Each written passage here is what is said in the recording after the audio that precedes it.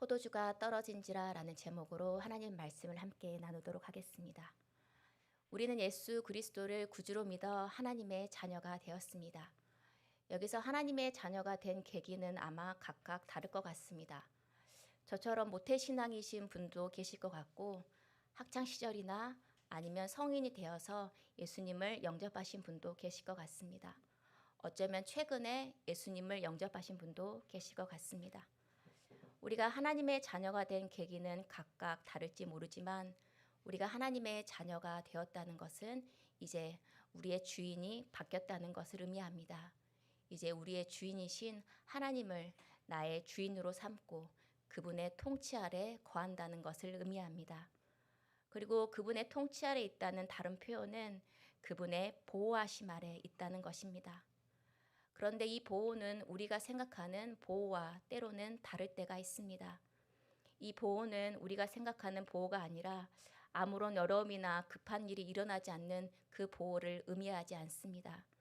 그래서 예수님을 믿어도 세상 사람들과 똑같이 우리에게도 현실적인 아픔과 여러 재정적인 결핍과 어려움이 발생할 수 있다는 것입니다. 그런데 대부분 예수를 믿게 되면 우리의 모든 어려움과 특별히 배우자와 또 자녀의 문제가 한순간에 사라질 것이라고 예수를 믿으시는 분도 있습니다. 또한 청년들 중에서는 예수를 믿으면 결혼과 진로가 해결될 것이라고 예수를 믿었는데 그렇게 되지 않으면 실망하고 좌절하는 것을 볼 때가 있습니다. 그럴 때 하나님의 보호하심에 의심하고 또한 좌절하기도 합니다. 그리고 눈을 돌려서 보니 세상의 보호가 더 믿음직스러워 보입니다. 물질적인 안정을 통해서 주는 그 보호와 일시적인 그러한 만족들이 오히려 나에게 더 이득이 되고 유익이 되는 것 같습니다. 그런데 우리의 이러한 방황과 또 우리의 다른 데로 보는 것을 하나님께서는 그대로 두실 때가 있습니다. 그런데 하나님께서는 우리를 그렇지만 그대로 두시지 아니하시고 하나님의 자녀가 아버지 품으로 돌아오시기를 기다리십니다. 그리고 그분이 돌아오기를 바라는 방법으로 여러 가지 계획과 여러 가지 방법을 쓰십니다. 근데 우리 그 방법을 행할 때에는 우리가 이해하는 방식이 때로는 아닐 때가 있습니다. 그분은 하나님이신 그분은 그분의 통치 방법대로 그분의 보호하심 대로 그 뜻을 이루실 때가 있다는 것입니다. 그분의 보호하심 중에 하나가 바로 우리의 삶에 어려움이 찾아오게 하거나 우리에게 부족함과 결핍을 주실 때가 있다는 것입니다. 빅터 프랭클이라는 사람이 있습니다. 그는 1930년도에 유대인 의사였습니다. 정신과 의사였는데요. 그가 강제로 나치 수용소에 끌려가게 되었습니다. 그러면서 그곳에서 배우자가 눈앞에서 죽는 것을 목격하게 되고 처절한 배고픔과 여러 극한의 상황까지 이르는 것을 거기서 경험했습니다. 그런데 그 또한 거기서 견디기 힘든 아픔 가운데서도 눈을 들어 살펴보니 그 가운데에서도 빛을 발하는 사람이 있는 것을 발견하게 됩니다. 이렇게 절망과 바로 내일에 어떻게 될지 모르는 상황 가운데서도 그 사람은 왜 그런 생각을 할까 하고 유심히 지켜보았습니다. 그렇게 유심히 지켜본 결과 그들에게는 공통점이 있다는 것을 발견하게 됩니다. 먼저는 그들이 인간의 존엄성을 끝까지 지켰다는 것입니다. 이 사람을 이간질하고 이 사람을 다르게 하게 되면 폭력을 가하게 되면 나에게 이득이 얻어서 내가 하루라도 살 수 있을 거라고 사람들은 그렇게 행동했는데 그 빛이 나는 사람들은 그렇게 하지 않고 자신의 인간의 존엄성을 끝까지 지키려고 했다는 것입니다. 그리고 그 사람들의 특징 또 하나는 그 가운데서도 삶의 의미를 찾았다는 것입니다. 바로 당장에 죽을지도 모르는 가운데서도 자신만 챙기는 것이 아니라 다른 옆에 사람을 챙기고 자신의 먹을 것을 나눠주고 그 사람과 함께 또한 내일을 준비하고 이러한 삶의 의미를 찾는 것을 이 빅터 프랭클은 유심히 지켜보게 됩니다. 그러면서 그가 얻은 결론은 인간이 처절한 고통과 모든 것이 사라진 이 결핍의 상황 가운데서도 인간은 그것이 성장할 수 있는 에너지가 된다라고 결론을 맺게 됩니다. 그래서 그가 그 수용소에 나와서 자신이 경험한 것과 깨닫는 것을 죽음의 수용소라는 책으로 발간하게 되고 이는 많은 사람들에게 여러 가지 영향을 끼치는 책이 되게 됩니다. 우리 그리스도인도 이러한 상황을 보고 상황을 다르게 또 믿음으로 해석하게 되면 우리 가운데서도 삶을 뒤흔들고 우리 가운데 소용도 치는 문제 가운데서도 어떠한 의미를 발견할 수 있을지 않을까라고 생각해 보게 됩니다. 그래서 오히려 결핍은 세상 사람들이 말하는 결핍은 재수가 없는 것이 아니라 우리에게 새롭게 삶을 나아갈 수 있게 하는 성장 에너지가 될 수 있다고 우리는 말할 수가 있는 것입니다. 그래서 결핍은 한 사람을 참고 견디고 인내하게 합니다. 그리고 그 그리스도인에게서 결핍은 그 사람을 한 단계 더 성장해 줄 수 있는 기회로 우리가 생각할 수 있게 됩니다. 오늘 본문에서도 우리는 예수님을 통해서 부족함을 통해서 예수님을 만난 이야기를 볼 수가 있습니다. 그런데 우리가 살펴보는 요한복음서는 다른 세 복음서와 성격을 달리합니다. 다른 세 복음서는 기적을 단순히 기술하는 것으로 끝나는데 요한복음은 그 목적을 분명하게 말하고 있습니다. 요한복음 20장 31절은 예수가 그리스도요 하나님의 아들이심을 믿게 하는 것이라고 이러한 목적을 알려주게 됩니다. 그래서 단순히 기적을 통해서 나열하는 것이 아니라 이 기적을 통해서 바로 예수 그리스도가 누구인지를 내가 밝히기 위해서 그 목적을 위해서 요한복음은 기적을 기술한 것으로 볼 수가 있습니다. 그래서 요한복음은 기적을 단순히 기적이라 말하지 않고 표적이라고 기술합니다. 바로 영어로는 사인입니다. 바로 우리의 표지판처럼 그것을 통해서 나타나고자 하는 메시지가 있다는 것입니다. 그렇다면 본문의 가나의 혼인잔치는 다른 복음서에는 없는 요한복음에만 유일하게 나오는 본문입니다. 그리고 예수님께서 행하셨던 첫 번째 기적이기도 합니다. 그렇다면 이 저자 요한에게 이 가나의 혼인잔치가 갖는 의미는 남다르다고 할 수 있겠습니다. 이러한 생각을 가지고 오늘 본문을 생각해 보도록 하겠습니다. 오늘 혼인잔치가 나오게 되는데 그 당시 유대의 혼인잔치는 일주일에서 많게는 2주일 정도 혼례를 치렀다고 합니다. 지금 우리와 비슷하게 혼례를 치르는 비용이 상당히 많아서 평생 동안 모았던 돈을 이 혼례 잔치에 쓰도록 이렇게 준비를 했다고 하는데요. 오늘 신랑 신부가 혼례 도중에 아마도 포도주가 떨어졌다는 것을 보아서 형편이 그렇게 넉넉하지는 않아 보이게 됩니다.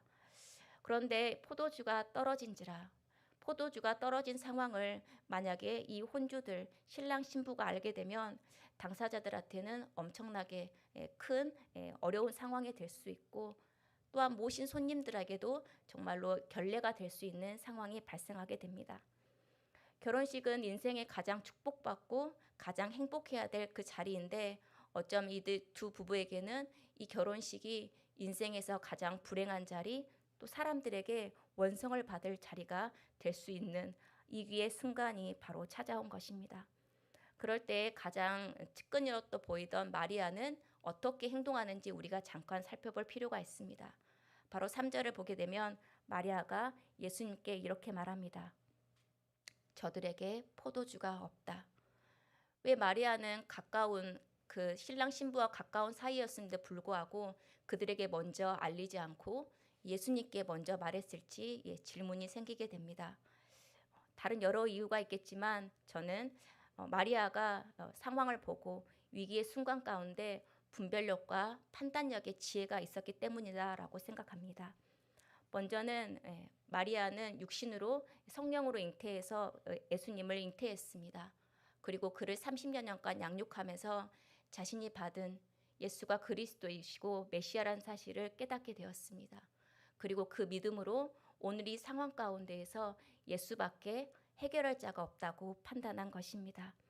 그래서 이 문제를 예수님께 먼저 가져간 것입니다. 이 장면을 보고 우리가 다시 우리를 돌아봤으면 좋겠습니다. 여러분에게 급박한 상황이나 또 어려운 상황이 발생된다면 여러분은 어떻게 그 상황을 해결하실 건가요? 아마 대부분 핸드폰을 열어가지고 내 전화번호나 내가 아는 지인에게 전화하거나 문자하거나 아니면 가까이 있다면 그 사람을 찾아가서 내 절박한 상황을 말하게 될 것입니다. 이렇게 상황을 여러 군데에 말했는데 나의 상황을 들어주지 않는다면 거기에 좌절하고 그리고 마지막에 온 곳이 바로 교회이고 또 그곳에서 기도하지 않았는지 우리가 그 모습을 한번 생각해 보자는 것입니다. 그러나 예수님께서는 우리가 마지막 그 방법이 아니라 바로 예수님이 첫 번째 방법이기를 원하십니다. 우리의 문제와 우리의 해결을 바로 예수님께 먼저 나아오는 그 믿음의 발걸음을 예수님께서는 원하신다는 것입니다. 그래서 마리아를 통해 일어난 기적은 바로 마리아의 믿음의 발걸음을 통해서 먼저 시작되었다고 봅니다. 바라기는 여기에 계신 성도님들께서도 삶의 여러 어려움 가운데서나 결핍한 상황 가운데서 우리가 먼저 찾는 분이, 그 믿음에 찾는 분이 바로 예수 그리스도가 되길, 그래서 우리의 믿음의 발걸음을 통해 변화의 역사를 경험하시기를 예수님의 이름으로 축복합니다. 그런데 이 마리아의 말에 예수님의 반응은 예상 밖이었습니다. 4절을 보게 되면 여자여 그것이 나와 당신에게 무슨 상관이 있습니까? 아직도 내 때가 오지 않았습니다 라고 말씀하십니다. 그렇다면 예수님께서 마리아에게 이렇게 왜 되물으셨는지 다시 한번 또 질문이 생기게 됩니다. 너의 욕적인 필요와 요구가 지금 나와 무슨 상관이냐라고 예수님께서 그 문제를 방관하시려고 거절하신 것일까? 우리가 예수님을 생각하면 아닐 것이라고 생각합니다. 우리가 믿는 예수님은 그렇게 우리가 겪은 그 문제를 외면하시는 그런 분이 아니기 때문입니다. 그렇다면 예수님의 거부는 이러한 선언이 될 수 있습니다. 내가 상관하는 것은, 내가 관심 있는 것은 바로 물과 포도주가 되는 그런 변화의 기적이 아니라 바로 내 때라는 것입니다. 여기서 말하는 내 때는 요한복음에만 나오는 그 때입니다. 바로 우리가 잘 알고 있는 예수님이 이 땅에 오신 이후 바로 십자가에 달려서 돌아가신 때, 그 때를 예수님께서 가장 중요하게 여기신다는 것입니다. 그 때가 언제 시작될지 모르지만 지금은 시작이 아닌 것 같습니다. 그런데 예수님께서는 내 때가 시작되지 않았음에도 불구하고 오늘 이 말씀을 들으시고는 그 기적을 행하시는 것을 볼 수가 있습니다. 예수님을 이렇게 우리의 때를, 지금 상황을 외면하지 않으시고 기적을 일으켜 주시는, 그렇다면 그 예수님의 의도를 알면 이 예수님의 대답을 우리는 더 깊게 이해할 수 있을 것입니다. 저는 이렇게 묵상해 보았습니다. 나는 단순히 사건 해결자로 빵을 주고 병을 고치고 그것을 위해서 이 땅에 온 것이 아니다라는 이 대답을 이 속에 포함하고 있다라고 생각해 봅니다. 그래서 예수님께서는 단순히 물이 포도주로 변하는 이 기적만을 내 때를 뒤치고서라도 이것을 의도하신 것이 아니라, 이 기적뿐만 아니라 더 깊은 우리에게 인식의 차원의 변화를, 존재의 변화의 차원을 계획하시고 있는 것이다라고 생각할 수 있다는 것입니다. 그래서 단순히 그 전에 너가 갖고 있던 얕은 차원으로 나를 바라보지 말라는 것입니다. 이제 더 깊은 차원으로 나를 바라보라라고 하시면서 이 대답을 하시지 않았을까 생각해 봅니다.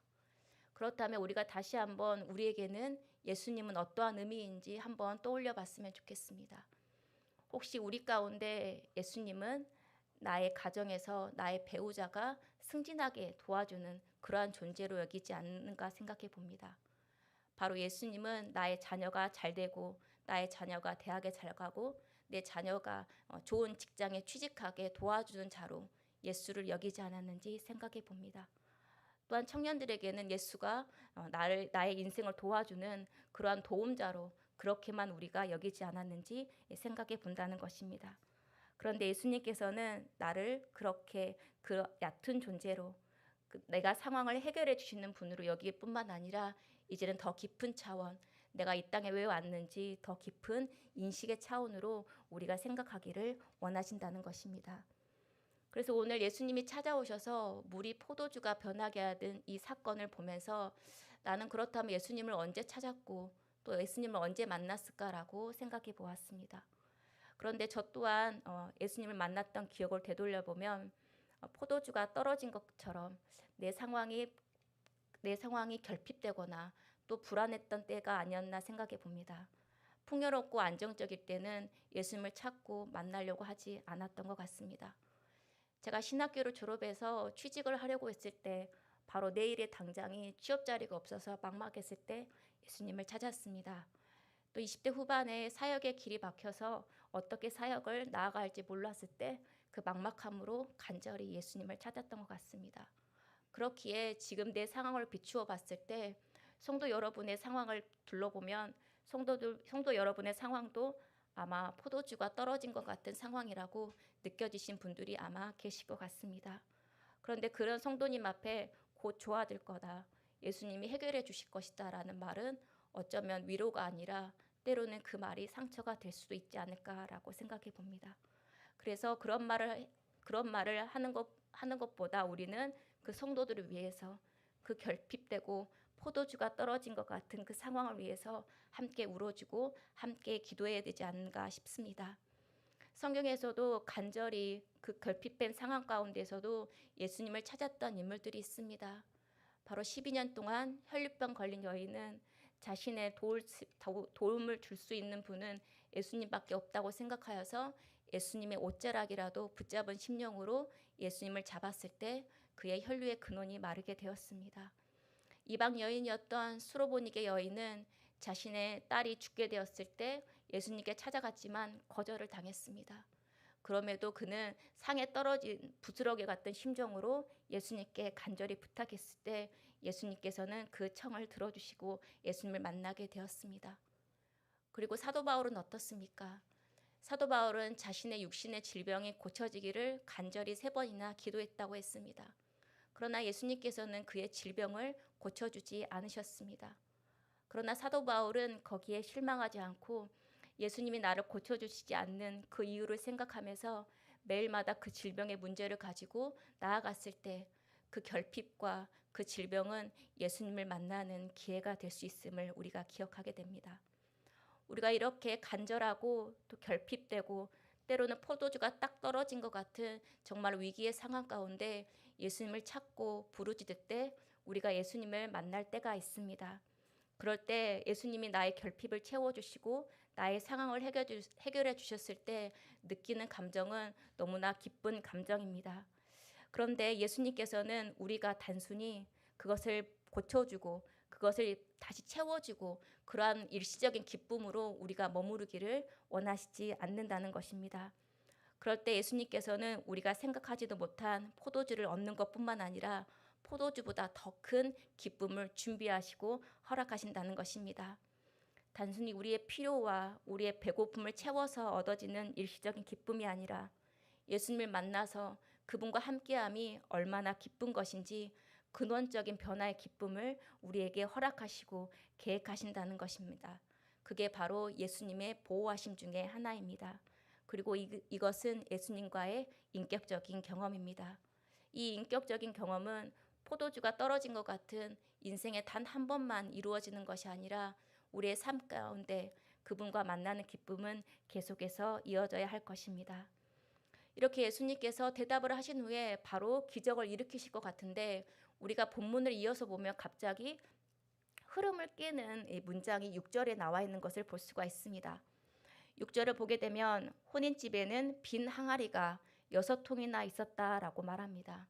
갑자기 이 문장이 끼어든 이유가 무엇일까요? 이것은 무엇을 뜻하는 것일까요? 오늘 말씀을 보면 유대교 전통에서는 물을 가득 채워서 오고 가는 사람들이 그 물로 손과 발을 씻는 것이 그들이 지켜온 유대교 전통이었습니다. 그런데 지금 물이 없고 빈 항아리가 있었다는 것은 그들이 믿는 유대교가 아무런 영향력을 발휘하고 있지 않다는 것을 은연중에 보여주는 것이라 볼 수 있습니다. 이 상황을 다시 우리에게 적용해 봤으면 좋겠습니다. 마치 우리도 예수님을 믿기는 하지만 예수님이 우리의 만족이 되지 못하고 예수님을 믿어도 나의 삶에 아무런 만족과 영향을 미치지 못한다면 우리가 바로 빈 항아리인 것입니다. 그리고 빈 항아리 그대로 예수님께 나올 때라는 것입니다. 그럴 때 그 항아리에는 다른 것으로 채우면 안 됩니다.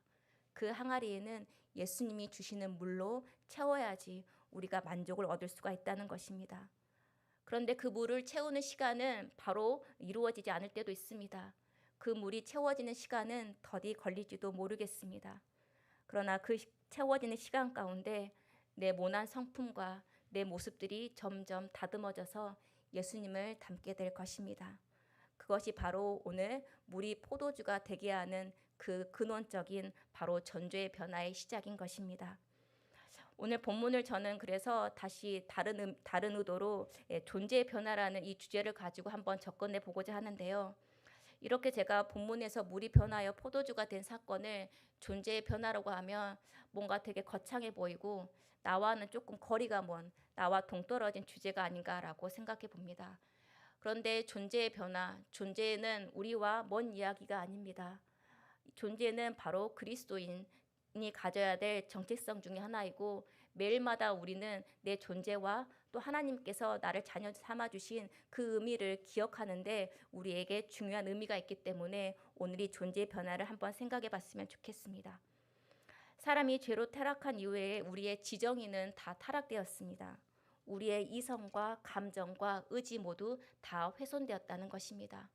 그런데 우리가 구원자이신 그 예수님을 인격적으로 만나게 되면 우리의 존재가 완전히 변하게 됩니다. 고린도후서 5장 17절은 이렇게 말합니다. 그런즉 누구든지 그리스도 예수 안에 있으면 새로운 피조물이라. 이전 것은 지나갔으니 보라 새 것이 되었도다. 예수 그리스도의 구속의 은혜로 우리의 신분이 죄의 노예가 아니라 이제 하나님의 자녀로서 완전히 우리의 정체성이 새롭게 변했다는 뜻입니다. 이 은혜는 우리의 일정 부분만, 어느 부분만 회복시켜 주셨다는 의미가 아닙니다. 우리의 전 인격, 우리의 지정의를 포함해서 모든 것이 새롭게 변화되었다는 것입니다. 그래서 우리에게 주신 이 지정의가 회복되었다면 우리에게 주신 이것을 말미암아 우리는 하나님의 뜻이 무엇인지 생각하고 또 하나님께서 주신 의도가 무엇인지 우리에게 바르게 알고 그 뜻을 행해야 한다는 것입니다. 그리고 로마서 5장 1절은 또한 이렇게 말합니다. 그러므로 우리가 믿음으로 의롭게 하심을 받았으니, 나를 의롭게 하신다는 것도 마찬가지입니다. 예수님으로 인해서 나는 완전히 의로운 존재가 되었습니다. 그런데 내가 의로운 존재가 되고 나의 존재가 하나님의 자녀, 사랑받는 자녀가 되었다는 것은 동시에 어떻게 살아가야 할지는 우리에게 자유와 책임으로 주어졌다는 것도 동시에 의미할 수 있습니다. 그렇다면 물이 포도주가 되는 이 변하는 사건을 통해서 우리에게 주시는 메시지도 마찬가지입니다. 우리가 예수님을 주로 고백하여서 우리의 존재는 완전히 변화됐다는 것입니다. 그런데 우리의 존재가 변화됐다고 해서 우리의 상황도 완전히 변화되는 것이 아닙니다. 우리의 상황은 여전히 결핍되고 부족하고 어렵고 힘든 상황이 있을 수가 있습니다. 우리의 존재가 변했음에도 불구하고 삶의 이러한 결핍과 이 어려움 속에서는 우리는 다시 예수님을 찾을 수밖에 없는 것입니다. 왜냐하면 인간은 한계를 가진 존재이기 때문입니다. 그렇지만 우리는 이 한계를 가졌지만 거룩하게 변화된 정체성을 가지고 매일마다 그분을 찾고 변화하는 과정 중에 있습니다. 이러한 변화를 사도 요한은 요한복음에 주목했고 그것을 통해서 기술했던 것을 볼 수가 있습니다.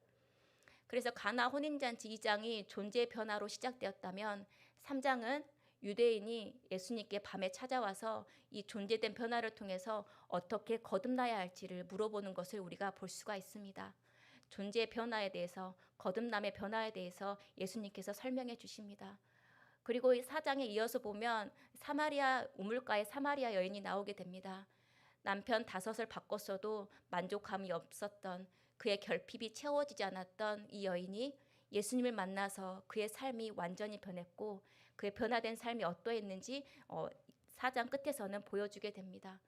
그리고 이어서 요한복음 5장을 보면 베데스다 연못 38년 된 병자의 그 이야기가 나오게 됩니다.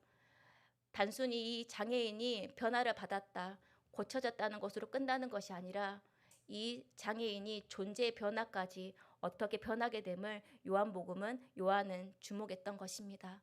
그리고 이어서 6장을 보게 되면 오병이어 사건이 나오게 됩니다.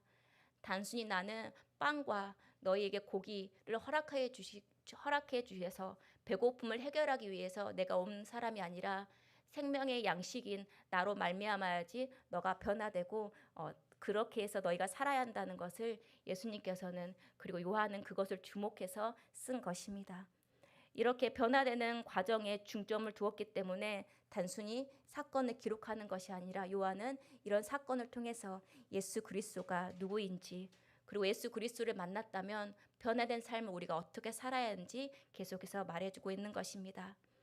그렇다면 이 말씀을 통해서 또 우리에게 주는 메시지가 있다고 생각합니다.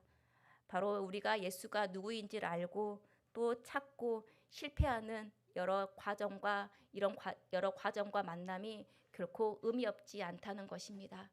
때로는 시행착오를 겪고 때로는 그 과정에서 좌절하고 실패하였어도 우리가 거기에서 포기하는 것이 아니라 계속해서 우리는 변화하는 과정을 우리가 계속 걸어야 한다는 것입니다.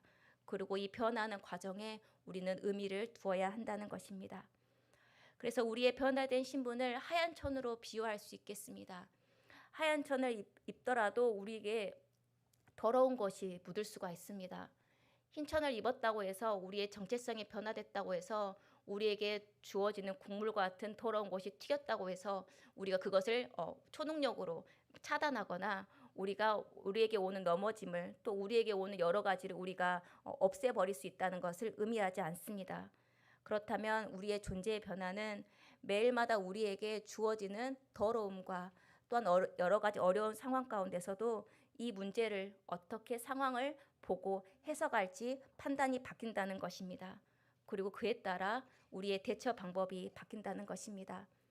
그리고 무엇보다 우리가 하얀 천을 입게 되면 우리의 정체성이 바뀌게 되면 하나님 아버지가 어떤 것을 원하시는지 그분의 마음을 알아가려고 하는 마음이 생기게 됩니다. 그리고 그 마음이 생기면 오늘 하인들의 순종처럼 말씀 앞에 순종하려고 합니다. 그런데 이 순종은 하인들의 순종은 대충 순종이 아니었습니다. 바로 아귀까지 채운 다음에 연회장까지 갖다 드리는 그 순종이었습니다.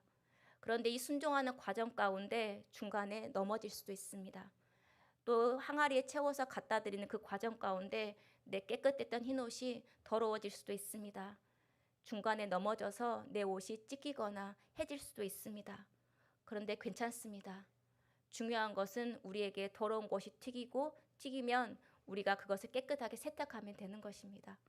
우리가 가다가 넘어져서 그 옷이 찢겨졌다면 그 찢겨진 부분을 다시 꼬매고 다시 기우면 되는 것입니다. 중요한 것은 내 흰옷이 하얀 천이 더럽혀지는 것이 아니라 바로 내가 그 하얀 천을 입었다는 것이 중요하다는 것입니다. 그리고 나를 변화시켜 주신 그 하얀 천을 주신 그 예수님께 감사해서 온전한 순종을 드리고 싶은 그 마음의 동기가 중요하다는 것입니다. 그래서 그 과정 가운데 우리는 시행착오도 겪을 수 있습니다. 또 실패를 겪을 수가 있습니다. 그리고 죄에 빠질 수도 있습니다. 그렇지만 우리가 그 모습 그대로 두지 않고 하나님 앞에 나와서 우리가 고백하고 용서받고 다시 또한 순종의 자리로 나가면 되는 것입니다. 이 과정이 여러 번 겪다 보면 우리는 성장하게 되어 있습니다. 그리고 이 변화가 의미 없는 것이 아니라 여러 시행 과정 중에 우리는 성장하게 되는 것입니다. 그럴 때 중요한 것은 우리는 하나님의 자녀요 사랑받는 자녀라는 것을 잃지 않는 이 정체성을 잃지 않는 것입니다. 여러분 혹시 임현우라는 시인 들어보신 적 있으실까요?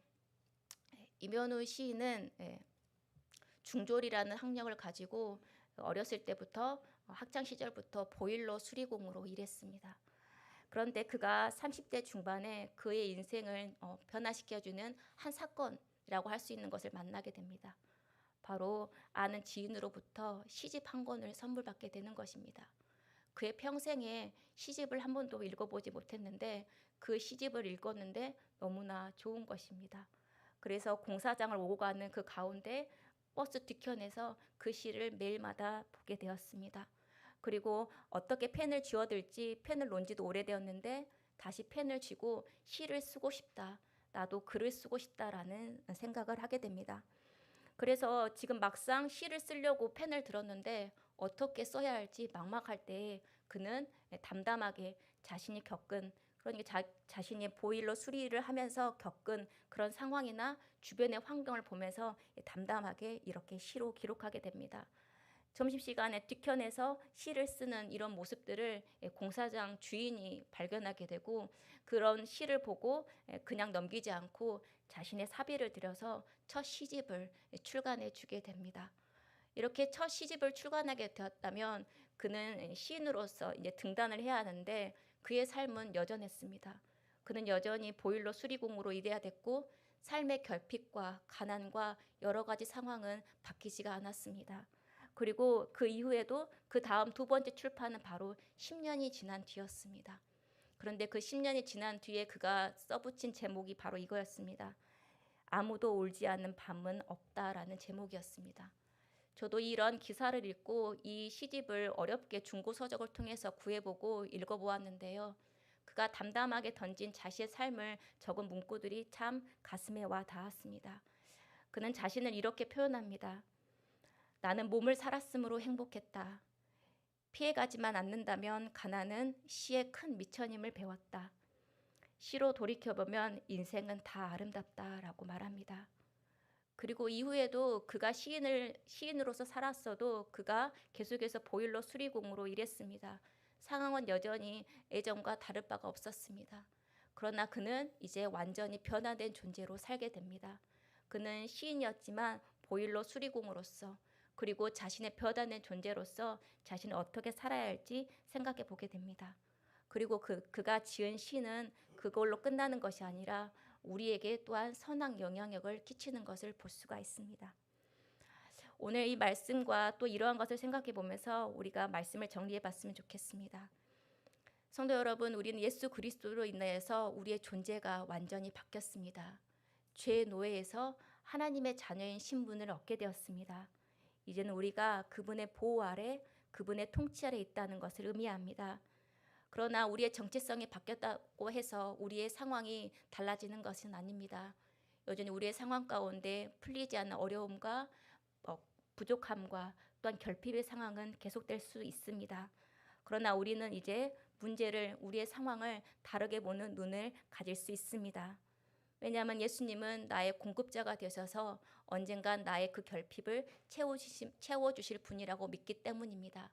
그리고 우리는 여기에 더 나아가서 그분은 우리의 공급자가 될 뿐만 아니라 나의 존재의 변화까지 바꿔주시는 분이고, 이제는 내가 더 깊은 차원으로 예수님께 나아가기를 원하는 순종의 마음도 원하신다는 것을 우리가 배웠기 때문입니다. 우리가 그 과정 가운데 중간에 실수도 있고 또한 좌절과 어려움도 있겠습니다. 그러나 우리가 거기에서 머물지 않고 계속해서 예수님이 원하시는 데까지 우리가 순종의 자리까지 나아갔으면 좋겠습니다. 그러한 과정 가운데 우리는 점점 변화되고 우리가 성숙한 그리스도인이 될 것을 예수님의 이름으로 축복합니다.